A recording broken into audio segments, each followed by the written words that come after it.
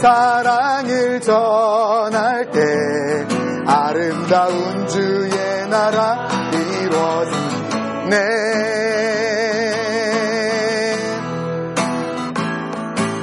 전국의 소망 품은 당신은 주님 앞에선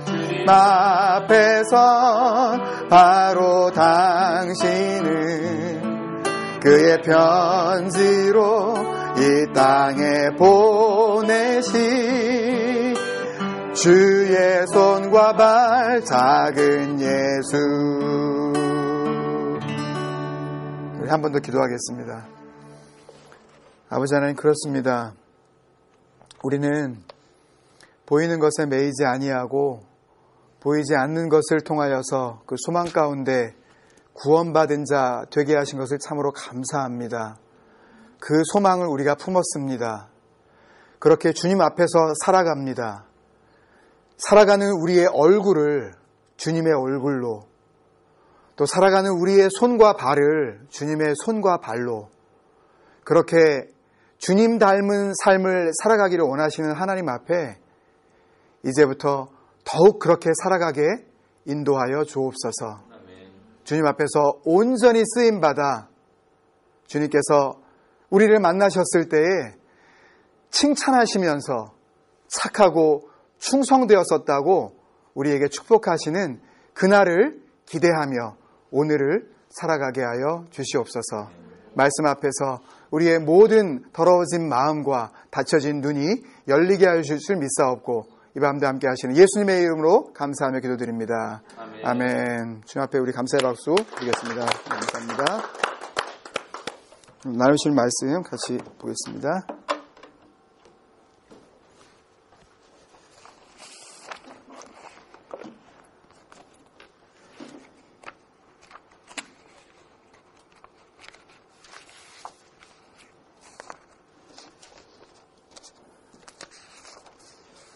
세 군데의 말씀을 우리 다 한번 같이 찾아서 같이 읽고 싶은데요.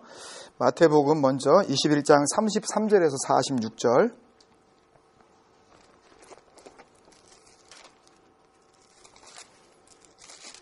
마태복음 21장 33절에서 46절.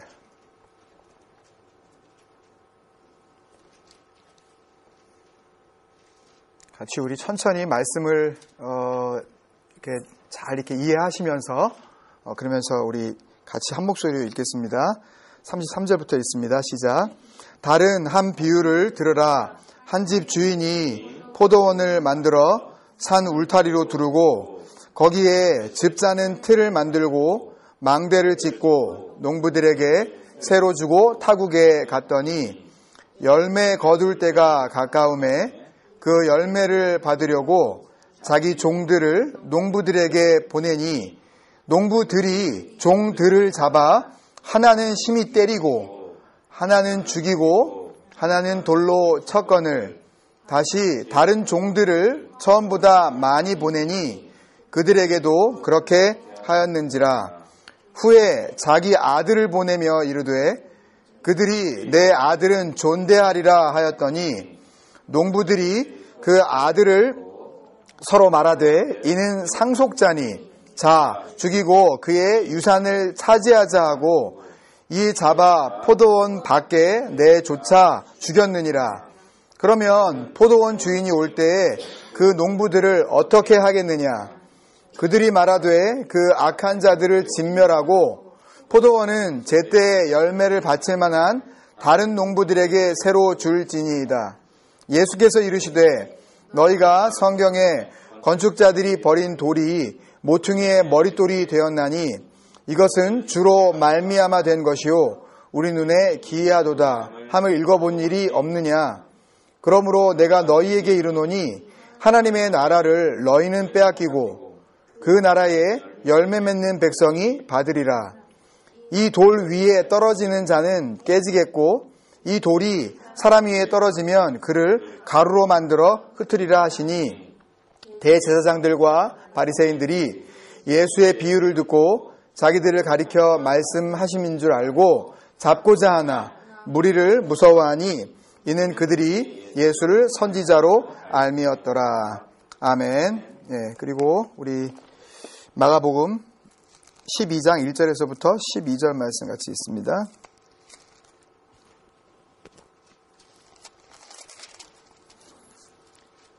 마가복음 12장 1절부터 12절 같이 읽습니다. 시작. 예수께서 비유로 그들에게 말씀하시되 한 사람이 포도원을 만들어 산 울타리로 두르고 즙 짜는 틀을 만들고 망대를 지어서 농부들에게 새로 주고 타국에 갔더니 때가 이름에 농부들에게 포도원 수출 얼마를 받으려고 한 종을 보내니 그들이 종을 잡아 심히 때리고 거저 보내었거늘 다시 다른 종을 보내니 그의 머리에 상처를 내고 능욕하였거늘 또 다른 종을 보내니 그들이 그를 죽이고 또 그 외에 많은 종들도 덜어는 때리고 덜어는 죽인지라. 이제 한 사람이 남았으니 곧 그가 사랑하는 아들이라.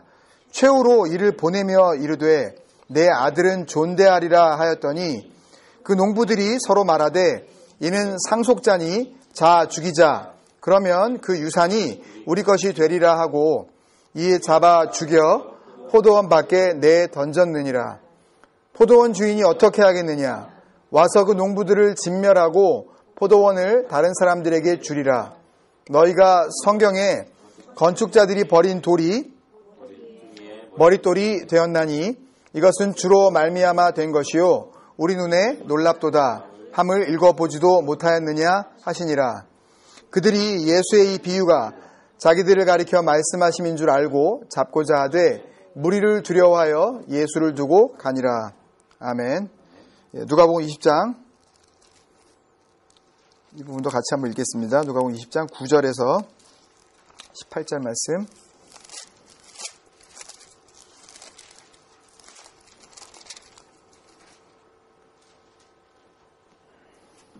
같이 읽습니다. 시작. 그가 또 이 비유로 백성에게 말씀하시기 시작하시니라. 한 사람이 포도원을 만들어 농부들에게 새로 주고 타국에 가서 오래 있다가 때가 이름에 포도원 수출 얼마를 바치게 하려고 한 종을 농부들에게 보내니 농부들이 종을 몹시 때리고 거저 보내었거늘 다시 다른 종을 보내니 그도 몹시 때리고 능욕하고 거저 보내었거늘 다시 세 번째 종을 보내니 이 종도 상하게 하고 내쫓은지라. 포도원 주인이 이르되 어찌할까? 내 사랑하는 아들을 보내리니 그들이 혹 그는 존대하리라 하였더니 농부들이 그를 보고 서로 의논하여 이르되 이는 상속자니 죽이고 그 유산을 우리의 것으로 만들자 하고 포도원 밖에 내쫓아 죽였느니라. 그런즉 포도원 주인이 이 사람들을 어떻게 하겠느냐?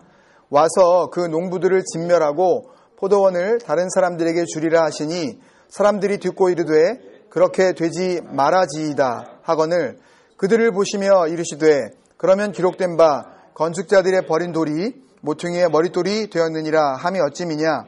무릇 이 돌 위에 떨어지는 자는 깨어지겠고 이 돌이 사람 위에 떨어지면 그를 가루로 만들어 흩으리라 하시니라. 아멘. 말씀을 읽으시면서 그 동시에 어느 정도 좀 이렇게 이 비유가 어떻게 진행되었는지 좀 전체적인 윤곽을 이제 아실 수 있을 것입니다. 이 비유로 말씀을 자주 들어보시지는 않았을 수도 있어요. 조금은 잘 인용되어지지 않는 그런 비유 본문이기도 하고 또 내용 자체가 읽으면 그 내용이 무엇을 이야기하려고 하는지에 대한 감이 옵니다.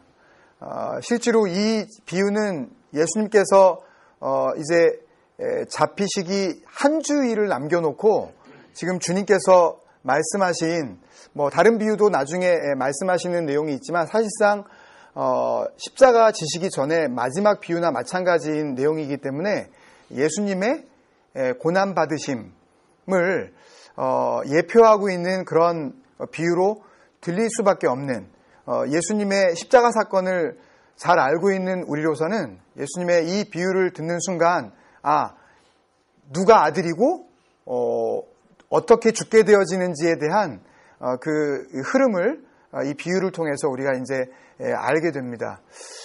이 비유로 들어가기 전에 모든 신학자들이 공통적으로 다 인정하고 있는 그 이 비유의 근거가 있는데요. 우리가 8월 달에 8, 9월 달에 아마 이사야서 본문을 쭉 이렇게 큐티 본문으로 했었죠. 기억나시는지 모르겠지만 하여튼 8월 중순쯤이 될 것 같은데 이사야 5장 1절에서부터 7절 말씀이 이 비유에 좀 이렇게 근거를 두고 있는 말씀이다 라고 이렇게 학자들이 보고 있습니다. 그 말씀이 어떻게 전개되는지 다시 한번 읽고 그리고 말씀을 진행해 나가도록 그렇게 하겠습니다. 이사야서 5장 1절에서부터 7절 말씀. 우리가 한 목소리로 말씀을 읽는 것을 통해서 또 우리에게 주시는 은혜가 있을 줄로 믿습니다. 이사야서 5장 1절부터 7절입니다. 같이 읽겠습니다. 찾으셨죠? 시작. 나는 내가 사랑하는 자를 위하여 노래하되 내가 사랑하는 자의 포도원을 노래하리라. 내가 사랑하는 자에게 포도원이 있으며 심히 기름진 사내로다. 땅을 파서 돌을 제하고 극상품 포도나무를 심었도다. 그 중에 망대를 세웠고 또 그 안에 술틀을 팠도다. 좋은 포도 맺기를 바랐더니 들포도를 맺었도다. 예루살렘 주민과 유다 사람들아 구하노니 이제 나와 내 포도원 사이에서 사리를 판단하라. 내가 내 포도원을 위하여 행한 것 외에 무엇을 더할 것이 있으랴. 내가 좋은 포도 맺기를 기다렸거늘 들포도를 맺음은 어찌 됨인고. 이제 내가 내 포도원에 어떻게 행할지를 너희에게 이르리라. 내가 그 울타리를 걷어 먹힘을 당하게 하며 그 담을 헐어 짓밟히게 할 것이요. 내가 그것을 황폐하게 하리니 다시는 가지를 자름이나 북을 돋우지 못하여 찔레와 가시가 날 것이며 내가 또 구름에게 명하여 그 위에 비를 내리지 못하게 하리라 하셨으니 무릇 만군의 여호와의 포도원은 이스라엘 족속이요 그가 기뻐하시는 나무는 유다 사람이라. 그들에게 정의를 바라셨더니 도리어 포악이요 그들에게 공의를 바라셨더니 도리어 부르짖음이었도다. 아멘. 맨 마지막에 부르짖음이라는 것을 우리가 부르짖어 기도한다는 것을 혹시 오해하실 수 있는데요. 이 원어적인 의미는 사람이 다 죽게 되어졌을 때에 마지막으로 내뱉는 비명소리를 의미합니다. 그러니까 꽥 소리 지르는 거예요. 마치 오늘 비유에서 이 포도원에 이제 세를 받으러 간 종들이나 혹은 마지막에 이 포도원을 맡아서 지금 그 관리했었던 농부들에게 죽임을 당하게 되는 이 아들이 죽게 되어졌을 때 내지르게 되어지는 비명과도 같이 마치 주님께서 십자가상에서 맨 마지막에 다 이루었다 하시기 전에 뭐라 그러시죠? 엘리 라바 사박다니 그러면서 나의 하나님 그러시면서 외치시죠. 그런 그 부르짖음처럼 오히려 하나님께서 복된 포도원 동산이 되게 하시려고 했는데 거기에 폭력과 또 죽음의 비명소리가 가득하도다 하는 이 이사야서의 예언의 말씀을 주님께서 염두에 두시고 비유로 말씀하신 것이 아닌가라는 그런 생각들을 하게 됩니다. 그것을 어느 정도의 참고로 우리가 알고 그리고 나서 한번 이 말씀을 한번 정리해 보겠습니다. 오늘 이 복음서 우리 세 군데를 다 봤는데요. 마태복음, 마가복음, 누가복음. 이 세 군데 공간복음서에서 나타나는 이 비유의 공통점들을 한번 우리가 살펴보겠습니다. 첫 번째는 마태복음 21장이나 이 마가복음과 누가복음에 공이 나오는 것처럼 포도원을 만든 후에 집주인이 타국으로 나갑니다. 그래서 주인이 없는 상태에서 포도원이 맡겨진 사람에게 이제 관리가 되어지는 그런 그 장면이 이 세 군데 복음서에서 동일하게 나타나고 있습니다. 이것을 부재지주라고 이렇게 간단하게 말할 수가 있는데요. 그러니까 주인이 없는 상태. 이게 만약에 하나님의 나라에 대한 비유다. 주님께서 말씀하신 모든 비유가 뭐를 말했다 그랬죠? 하나님 나라의 비밀을 이야기한 거라 그랬으니까 지난주에 우리가 본 것처럼 지난주에 뭐 했죠? 그거 했죠. 그 비유에서 주님께서 먼저 말씀하시는 것처럼 하나님 나라의 비밀을 아는 것이 너희에게는 어떻게 되었으나 저들에게는 어떻게 되었다 그러시면서 주님께서 말씀하시는 모든 비유의 포커스가 어디에 있다? 나라에 있다. 하나님 나라에 있다. 여러분들이 오해하시지 말아야 될 것은 천국이라 그러면 자꾸 저기를 생각해요. 그런데 여기서의 천국이 저긴지 아니면 뜻이 하늘에서 이루어진 것처럼 어디서도 땅에서도 이루어지이다. 하나님의 나라가 그날에 임하기도 하지만 이미 너희 마음 가운데 임하였도다 라고 하신 주님의 말씀처럼 하나님의 나라라고 할 때 그 하나님의 나라라는 그 명제는 우리가 가서 언젠가 만나야 할 그 불특정한 어떤 그 시간과 공간을 그 의미하는 것이기도 하지만 지금 이곳을 이야기를 하는 것이기도 합니다. 그렇기 때문에 천국이라 그럴 때 오해하시지 않으셔야 이 말씀들을 바로 이해하실 수가 있어요. 이 비유 자체가 하나님 나라에 대한 비유였다라고 한다면 그 주인이 없는 거예요. 나라는 있는데 주인이 이 나라를 누군가에게 맡겨놓은 그런 상태라는 거죠. 영어로 이제 뭐 영어 하는 애들이 많이 올 줄 알고 이렇게 또 뭐 굳이 찾아가지고 제가 썼는데 뭐 오늘은 뭐 이거 안 해도 다 알겠죠? 부재지주 이게 일본어들 잘하잖아. 이거 딱 보면 주인이 없는 하여튼 땅 주인 하여튼 absentee라고 이렇게 하는데 공통점입니다. 그다음에 두 번째 공통점은 이 비유는 우리가 그 이사야서를 읽고 또 주님의 이 비유의 마지막에 나오는 내용들을 보면서 열매에 대한 쪽으로 우리가 포커스를 맞추기 쉽지만 사실 이 비유는 출발할 때부터 회계의 비유예요. 어카운팅의 비유입니다. 그러니까 21장에 보면 33절에 다 다른 그 복음서도 마찬가지지만 시간강에서 한 군데만 보면은요. 33절에 보면 다른 한 비유를 들으라. 한 집 주인이 포도원을 만들어 산 울타리로 두르고 거기에 집자는 틀을 만들고 망대를 짓고 이게 굉장히 포도원을 굉장히 잘 지은 겁니다, 여러분. 이 정도 수준의 포도원이 그 당시에는 이렇게 포도원을 지으면 이 사람의 권세가 어느 정도인지 이 사람의 재력이 어느 정도인지를 과시하는 거였대요. 그러니까 포도원을 그냥 만들지 않고 산 울타리로 두르고 완전하게 펜스를 친 거죠. 그리고 틀을 만들고 완전히 이제 그 포도를 따면 바로 그걸 갖다가 이제 즙을 짤 수 있도록 포도즙 틀까지 완벽하게 만들어 놓은 거예요. 그리고 망대까지 만들어서 굉장히 아주 구색을 잘 갖춘 그런 좋은 포도원을 지금 만들어 놓은 겁니다. 만들어 놓고 농부들에게 뭘 줘요? 렌탈을 주고 간 거예요. 그러니까는 뭐 이게 뭐 집이 아니니까 매달 얼마씩 내라 이런 그 계산은 하지 않았을 테고 이제 1년 동안 충분히 이제 농사를 짓고 나서 추수를 거두고 어느 정도의 이제 그 수확과 또 포도즙이 만들어지면 그 가운데 어떻게 나누자라고 하고 지금 계산을 하고 갔다고요. 그래서 회계의 비유예요, 이건요. 그러니까 뭔가를 받아야 되는 거고 뭔가를 내야 되는 거예요, 지금요. 근데 문제는 뭐냐 하면 분명히 새로 주고 타국에 갔다 했으니까 집주인과 이 농부들 사이에 뭐가 있었을 거예요? 합의된 소장료, 이 렌탈, 그러니까 얼마를 받아야 할지 이 가격이 결정되었다는 거죠. 그러니까 세라는 말이, 텍스라는 말이 이제 나온 거죠. 그러니까 렌트가 나온 거예요. 그래서요. 그러니까는 분명히 밝혀지지는 않았지만 주인과 이 농부들 사이에 합의되어진 세가 있었다. 근데 이것이 우리에게는 어떻게 돼 있어요? 숨겨져 있어요. 이 계약 조건이 숨겨져 있습니다.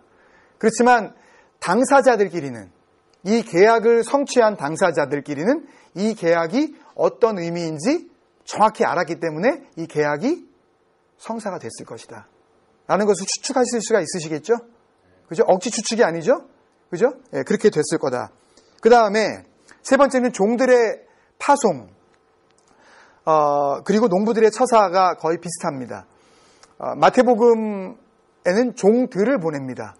근데 마가복음과 누가복음에서는 종을 보내고 나중에 누가복음에서는 종을 보내다가 나중에 두 번, 세 번 보내고 또 가서 뭐 전혀 세를 받아오지 못하니까 많은 종들을 보내요 또.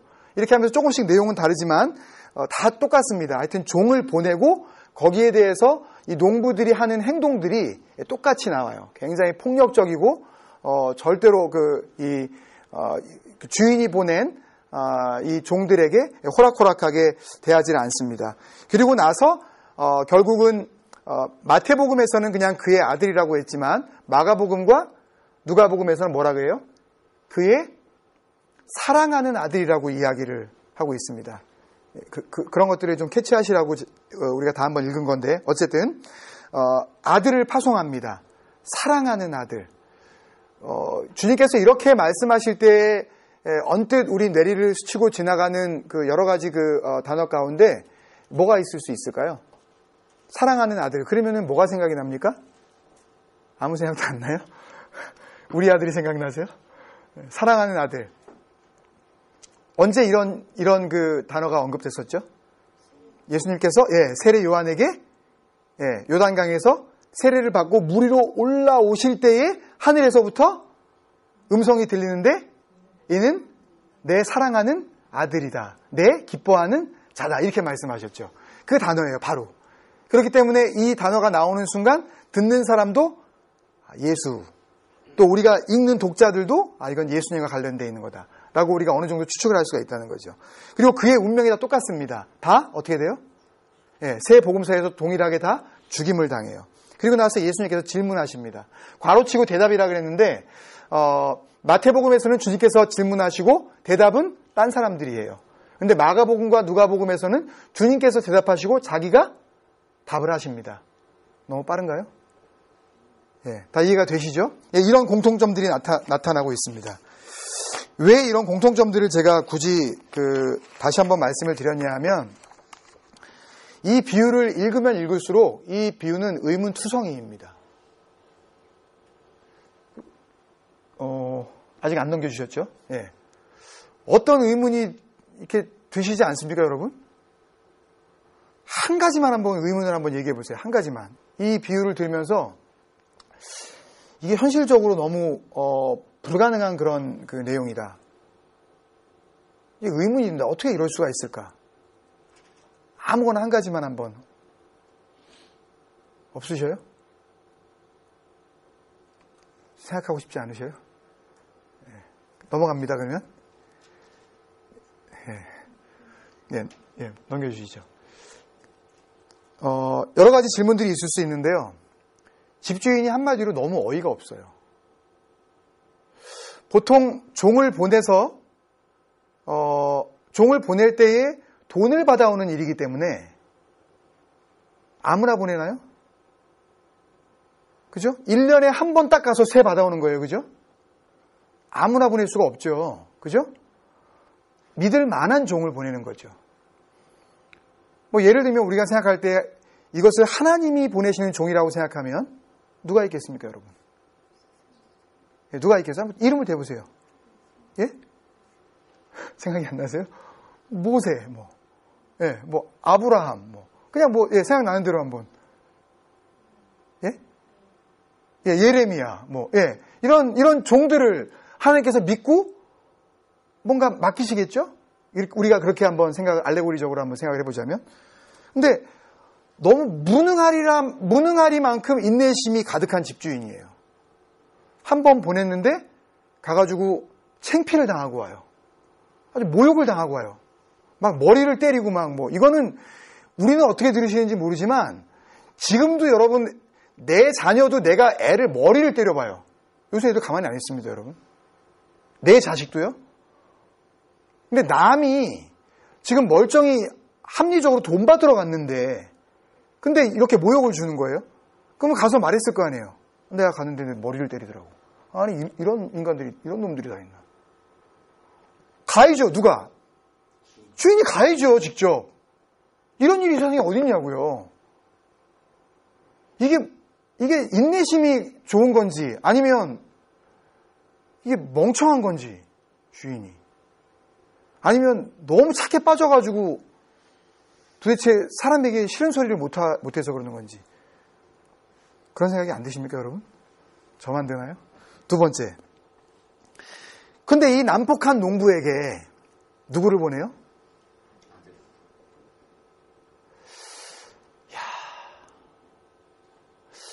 아들을 보내면서 2번, 3번이나 이 농부들이 하는 짓거리를 봤는데 아들을 보내면서 그것도 사랑하는 아들, 그리고 이들이 이 아들을 봤을 때 누구라 그래요? 예, this is the heir 그래요. 상속자예요. 상속자는 누구예요? 상속자는 누가 상속을 받아요? 예? 아들 중에서 누가? 예? 맏아들이 받잖아요. 맏아들. 맏아들이 누구예요? 예? 맏아들이 누구예요? 저거 잘 아시죠? 로마서 8장 28절. 아시는 분? 오늘 도전을 많이 드리네. 우리가 알거니와 하나님을 사랑하는 자, 그 뜻대로 부르심을 받은 자들에게는 모든 것이 합력하여 선을 이루느니라. 그 다음에 29절. 요거까지는 아는데 29절은 우리가 잘 몰라요. 하나님이 아시는 자들을 또한 그 아들을 본받게 하기 위하여 정하셨으니. 한번 그 말씀 한번 찾아보실래요? 로마서 8장 29절 같이 한번 찾아서 읽겠습니다. 로마서 8장 29절. 누가 찾으시면 먼저 큰 소리 읽어주실래요? 로마서 8장 29절. 하나님이 미리 아신 자들을 또한 그 아들의 형상을 본받게 하기 위하여 미리 정하셨으니 이는 그로 많은 형제 중에서 맏아들이 되게 하려 하십니다. 예, 이 맏아들이 누구겠어요? 예수님이시죠. 그죠? 그러면 여기서 상속자라는 의미는 우리가 조금만 성경을 아는 사람도 이 맏아들이, 그러니까 그의 사랑하는 아들, 그리고 그들이 봤을 때의 상속자. 그러면 이 상속자는 결국 예, the firstborn, 예, 장자. 이게 분명하게 연결이 되어지는 거죠. 예수 그리스도로 퍼즐 조각이 맞춰지듯이 그렇게 우리가 깨달아지게 됩니다. 근데 아들을 보내요. 근데 아들도 상속받을 맏아들을 보내버려요. 그런 아버지. 그 다음에 세 번째, 공히 복음서에 나타나는 그 의문 가운데 하나는, 여러분 잘 생각해 보세요. 아들을 죽이면 그들이 뭐라고 생각해요? 지금 이 포도원이 우리께 될 거라고 그래요. 그죠? 마태복음 21장에서도 이렇게 말을 해요. 그들이 뭐라 그러냐 하면 38절에 농부들이 그 아들을 보고 서로 말하되 이는 상속자니 자. 이게 지금 함께 지금 모의를 하는 거예요. 뜻을 합쳐서 자 죽이고 그 다음에 그의 유산을 차지하자. 아니 아들을 죽이면, 맏아들을 죽이면 그럼 여전히 그 나라는 누구 거예요? 주인 거죠. 근데 어떻게 아들을 죽였는데 이 포도원이 누구께 될 거라고 생각해요? 우리께 될 거라고 생각하는 이게 말이 되냐고요, 여러분. 이게 말이 돼요? 이게 말이 안 되잖아요. 근데 왜 의문을 안 가지시죠? 아들 죽이면 아버지가 지금 아들을 보냈잖아요. 아버지 돌아가셨다고 지금 얘기가 안 나왔잖아요. 이 비유에서. 아버지가 그 아들 보낸 거 아니에요? 어떻게 하나? 그 돈 받아오라고? 근데 아들이 죽임을 당하잖아요? 그러면 아버지는 살아있으시잖아요. 소유권이 여전히 누구에게 있어요? 아버지가 지금 떡 줄 생각도 안 하는데 아들을 죽인 저 인간들은 아들만 죽이면 이게 내 것이 될 것이다라는 생각을 갖는 게 이게 의문이 안 돼. 이게 말이 안 되잖아요, 비유가. 이런 소유권 이전이 어딨냐고요, 세상에. 예? 아버지가 돌아가시더라도 아버지 다음에 또 누군가가 있을 수 있고 막 이렇게 복잡한 상속관계들을 우리가 생각할 수 있는데 어떻게 이런 비유를 말씀할 수가 있냐고요. 그죠? 이상하죠. 네, 마지막입니다. 근데 더 이상한 거는 아들까지 잃었으면 이젠 아버지가 가야 돼요. 그리고 포도원을 더 이상 렌트 주면 안 돼요. 이제 믿을 인간이 하나도 없다. 아들을 죽여버렸으니까. 맡길 때에 그 농부들이 믿을만 했으니까, 그리고 실력이 있으니까, 포도원을 맡을만 하니까 맡겼을 텐데, 이런 지경이 됐는데, 4번. 자기 아들까지 잃은 마당에 포도원을 또 다른 농부에게 새로 주려고 해요, 아버지가. 새 못 받아서 안달이 났나, 이 아버지가. 그 정도로 가난한가? 그럼 차라리 이거 팔아버리지. 차라리 그냥 현금화 시켜버리지, 이거를. 여러 가지 의문들이 있습니다. 여기에서 주님의 생각은 무엇이었을까 하는 생각을 해보게 됩니다. 1번, 2번, 3번, 4번과 연결해서 여러분들이 쓰셨나 모르겠는데, 첫 번째는 집주인은 한마디로 어리석은 집주인입니다. 너무 바보 같아요. 믿고 또 맡겨요. 믿고 또 보내요. 새 줄 알고 또 보냅니다. 여러분, 저는 이 비유에 대해서